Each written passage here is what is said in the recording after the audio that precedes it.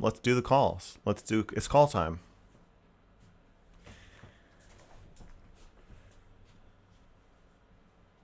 Hello. Hello. Get me on that there TV, Max. It's you. Your camera's not on. Here we go. Oh my god, you mimicked my lighting. Or I mimicked yours, or we just happen to have the same thing. I don't know. I was thinking maybe I'd have to go all red on my end so that way I'm the red pill to your cuck blue pill, Max. Yeah, so for those of us who don't remember Jetbat, he's the person who called in first about playing with fire and pickup artist stuff. You're kind of the one that started the whole pickup artistry conversation. It's funny, man. Glad to hold the banner. Yeah. Welcome back, and what do you want? Thanks for having me on the program. Yeah. Yeah, I just got some follow up. Okay. Caught me with my pants down. Let me pull my notes up real quick. Take your time. We're not in a hurry. I know. Okay, here we go. So, I wanted to kick things off today with a meta conversation. How do you think What's up? the red pill PUA conversation has gone? Here in my community? Yes, yeah, on the Mr. Girl channel.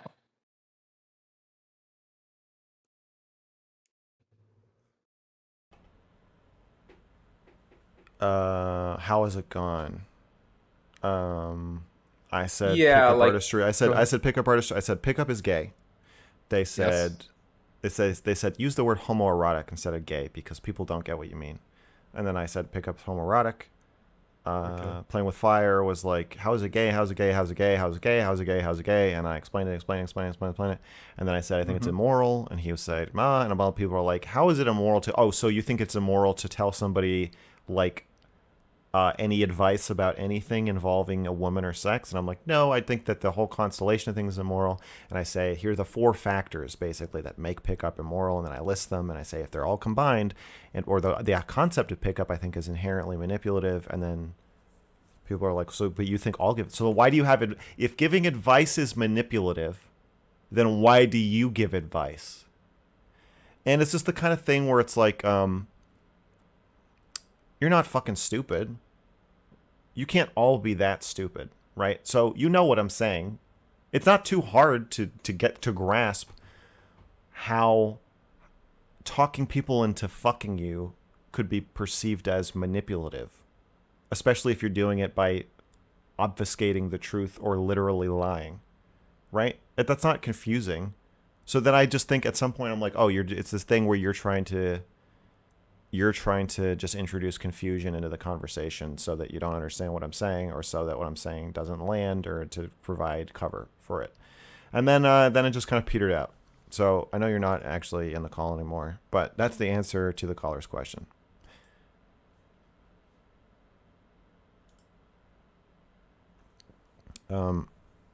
Baby, I don't know where Jetbat went, but we could just go to the next caller, and if he comes, oh, what's up, Mr. Bat? Okay. I think I missed the tail end of that conversation. So the end of the talk feels like then the other Yes. person starts Yes. pretending they don't understand what's going on. They introduce confusion, not person, but like the whole Yeah. kind Yeah. of the whole block of red pill advocates Yes. or pickup artist advocates, and then it's just this big thing where this large numbers of people are pretending to not understand, and so it's like, well, then you're not even engaging with what I'm saying anymore. And then I just think, okay, the only way to continue this conversation is for me to make a video where no one can interrupt me. People are like, your main channel content is better. Yeah, because you're not in it. That's why.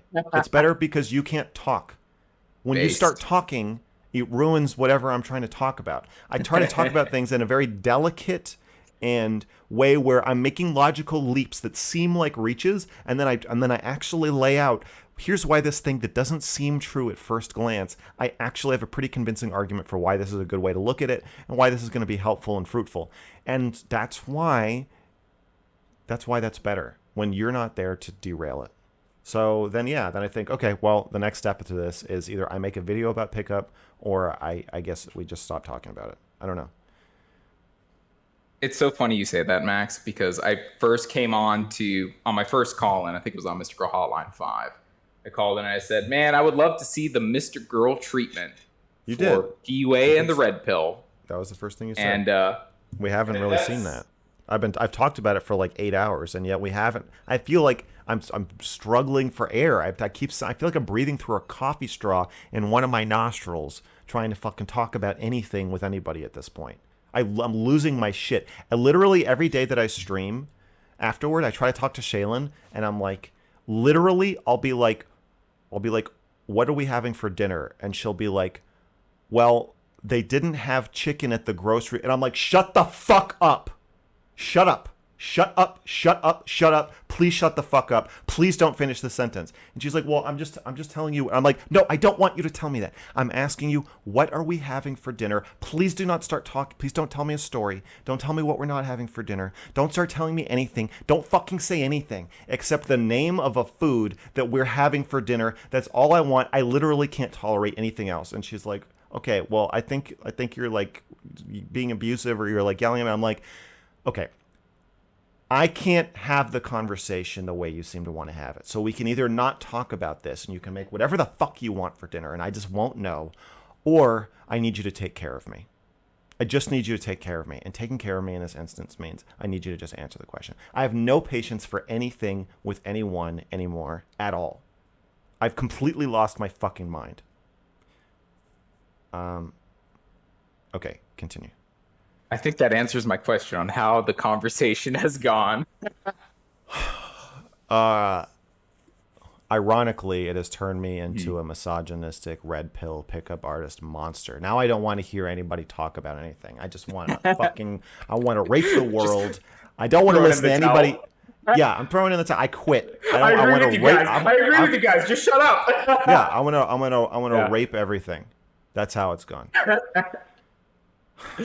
Yeah, man, that's so freaking funny. Like, part of the reason why I was like, I would like the Mr. Girl treatment on this is like, surely you'll have a unique take on this. You typically have unique, out of left field takes that other people haven't covered.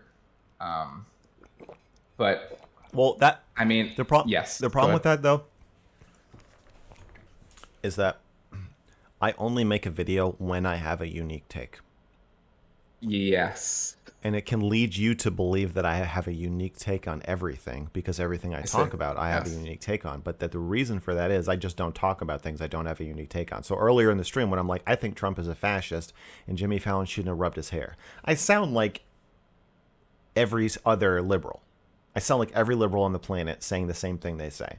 And like, so I'll say that in response to a comment, but I'm not going to make a video about it because, like, who cares what I think about it? It's not interesting. I want it to be known that I think that. But then there's an assumption of like, I wonder what Mr. Girl thinks about 9/11. It's like, I think whatever they fucking said on the news channels about 9/11.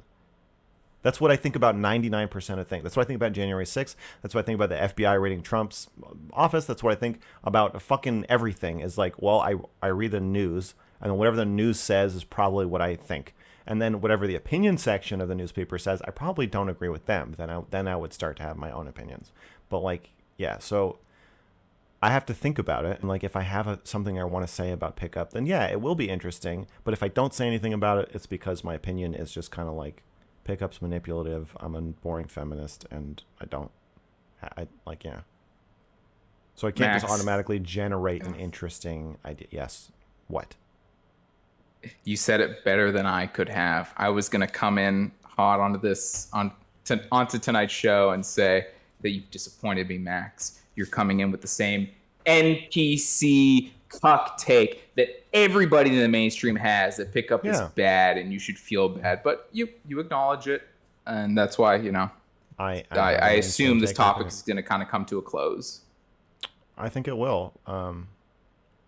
I think it'll be maybe I'll do like a men's rights thing, because I have a different. Okay. I'm pro men's rights, and I think that kind of like feminists who are also MRAs, there's a lot of them out there, but there's not too many.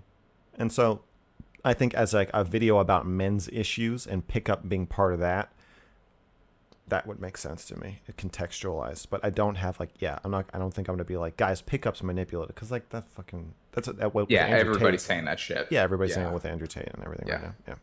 Okay. Cool, man. One of the things that really cemented for me your viewpoint was your ADHD talk and the following hotline. Yeah. Because every single person that came in was kind of given the same story of like, Max, you don't understand.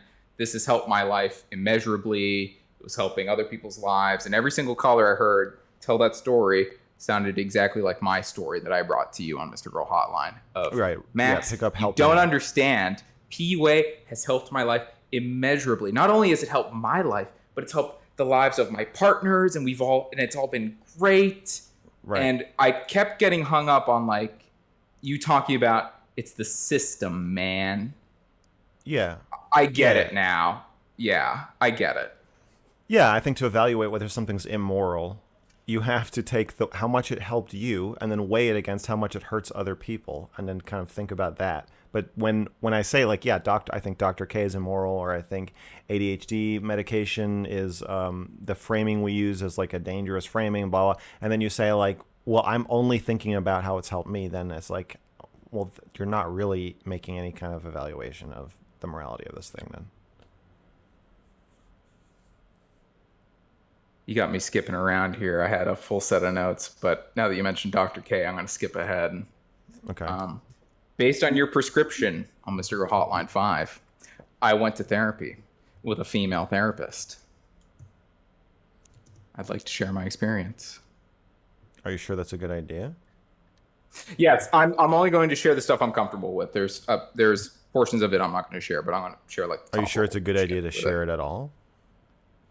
Yeah, it's fine. I think it's fine. Do you think it's not fine? I don't know. I don't talk about my mental health shit. And you're a kind of recurring character at this point. You keep calling in, so what's this light doing here? Doing it for the content, Max. I'll be your martyr. I don't want you to do that. I know. I'm not going to do that. I'll just give the high level shit here. Like we had discussed previously, I'd been to therapy before, and typically I got good outcomes out of it before you recommended it to me. It was years back that I did it. So I go into therapy now, and I basically laid it out to the therapist. I said, we talked about Mr. Girl Hotline in my therapy. I had to explain all this. Oh yeah, it's this crazy guy on YouTube. He runs a show. I talked about this and that. And I actually came into the therapy with what I wanted to talk about in mind. I was going to mention, hey, I was on Mr. Girl Hotline. He said, go to therapy. So I'm like, okay, I'm going to do it. He says that I can't be intimate with women, something along those lines. I'm oversimplifying. And so I talk about that with the therapist. And, she asked some questions, but she didn't seem too interested. So she keeps asking questions and questions and questions until we get to the shit that was actually bothering me that I wasn't aware of. And that's the part I'm not going to talk about. She talked about the shit that I was not aware of that was actually bothering me. That's great. For the first part of the session, I was like, oh yeah, chatting, happy to talk about all kinds of shit.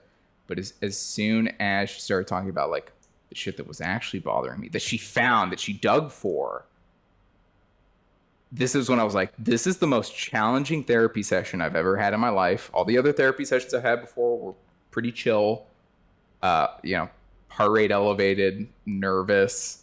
And I was like, all right, let's work through this together. And after going through all of that, now I have a lot more interest and empathy for your Dr. K crusade. Yeah. Prior to this, I wasn't too interested. I didn't know about Rack Full. I was aware of Dr. K. You've now experienced how like vulnerable and kind of helpless you could be, even though you're just talking. Yes. Yeah. No, now I understand the grab. Now I know why you're all fucking wound up about this shit, because this lady was good, man. Like I came in with like an agenda and notes and shit. Like this is what I want to talk about. She's like, she didn't say this, but what she did was, no, we're gonna find what's really fucking bothering you. Right, and if you were doing that with dig thousands in. of people Yeah. watching, you could see how you could enter the conversation Oh my- thinking, yes. I'm totally in control. I know what we're going to talk about." And then when she starts digging around, you wouldn't want to then back out and be like, "I don't want to talk about this," because that's really vulnerable. Yes. And then at some point, you would just be like hoping you're going to get through it without. I mean, I think I see his guests actively convincing themselves that him digging through their trauma is what they want and is helpful to them. But I just don't believe that that could possibly be true. I don't think it is true.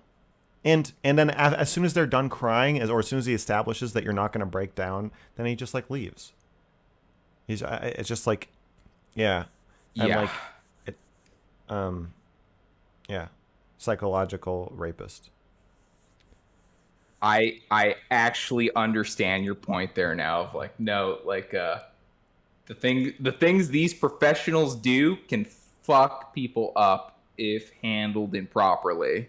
Well, also remember that almost everybody yeah. he's talking to is probably mentally ill in some way, or is dealing with some kind of serious like mental issue. So they're particularly vulnerable. Yeah. I can't personally relate to that because, I like to think of myself as a pretty well-adjusted guy. No diagnoses that I'm holding. And even my, all things considered, fairly mundane shit that she got to the core of. Like, this wouldn't be an unusual thing that she got to the core of. I'm sure plenty of other people have that thing that we talked about. Sure. Even that, I felt like fucking bare naked in that office. Now doing that with somebody that's like carrying a diagnosis for like some serious exactly. shit. Somebody calls in and says I'm bipolar and suicidal, and he says, "Well, let's see if we can make you sob." No. And, it's abhorrent. I get it now, Max. And before I was like, I think Max is doing a good thing here. Yeah, Dr. K's a little shady. It's now I'm like, get him, Max. I want you to fucking get him, Max. Please. I'm going to get him. Thank you. Yeah. Thank you. Okay. Well, I think we should stop talking. Okay. Thank you for having me on the program, Max. Good to talk to you again, man. Thanks for coming. Always a pleasure. I'm glad to hear that you're taking care of yourself. Thank you, sir. Appreciate the prescription. Well, I'm the new Dr. K. Once they get rid of the other one. That's right. Okay. All right. Bye. Later on.